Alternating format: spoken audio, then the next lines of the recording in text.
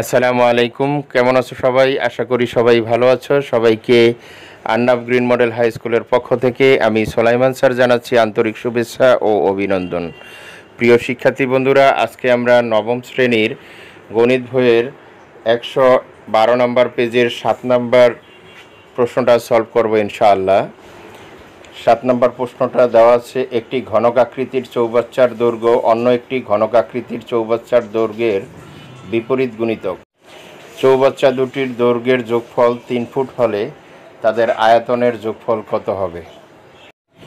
মনে করি ঘনকাকৃতির চৌবাচ্চার দৈর্ঘ্য x, তাহলে অন্য ঘনকাকৃতির চৌবাচ্চার দৈর্ঘ্যটা কত হবে?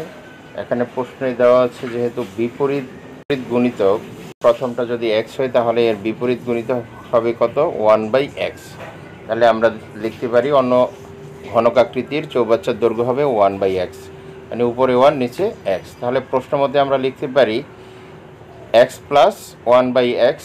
এখানে বলছে দুইটার যোগফল হচ্ছে 3 ফুট, তাহলে x প্লাস 1/x সমান আমরা লিখতে পারি 3। তাহলে আয়তন কত? আয়তনের সূত্র হচ্ছে a cube plus b cube. আমরা এখানে x যেহেতু লিখছি তাহলে আমরা এখানে লিখতে পারি x cube plus 1/x cube. এখন a কিউব প্লাস b কিউবের সূত্রটা আমরা কি লিখতে পারি? a plus b whole cube minus 3ab into a plus b। তাহলে এখানে যেহেতু আমরা x লিখছি তাহলে আমরা লিখব কি x plus 1/x whole cube minus 3x into 1/x into x plus 1/x। তাহলে এখন আমরা একটু মান বসায় দেই। x প্লাস 1/x এর মান হচ্ছে 3, এটার উপরে কিউব আছে মাইনাস 3, আর এই x কাটা যায়, তাহলে এখানে থাকে x প্লাস 1/x, এটার মান হচ্ছে 3। তাহলে আমরা এখানে একটা 3 পেলাম, এটা একটা 3, এখানে দুইটা গুণ করলে হয় 3 গুণ করলে কত হয়? 9 হয়, আর এখানে 3 কিউবে হচ্ছে 27। তাহলে এই দুইটার থেকে মাইনাস করলে কত হয়? 18। তাহলে আমরা আয়তন পেলাম কত?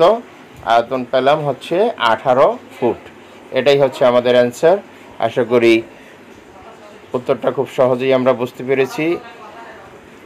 আজ তাহলে এখানেই বিদায় নিচ্ছি। ভিডিওটি ভালো লাগলে অবশ্যই লাইক, কমেন্ট, শেয়ার করে পাশে থাকা বেল আইকনটি ক্লিক করে অন করে রাখো। দেখা হচ্ছে পরবর্তী ভিডিওতে। এ পর্যন্ত সবাই ভালো থাকো, সুস্থ থাকো। আল্লাহ হাফেজ। আসসালামু আলাইকুম।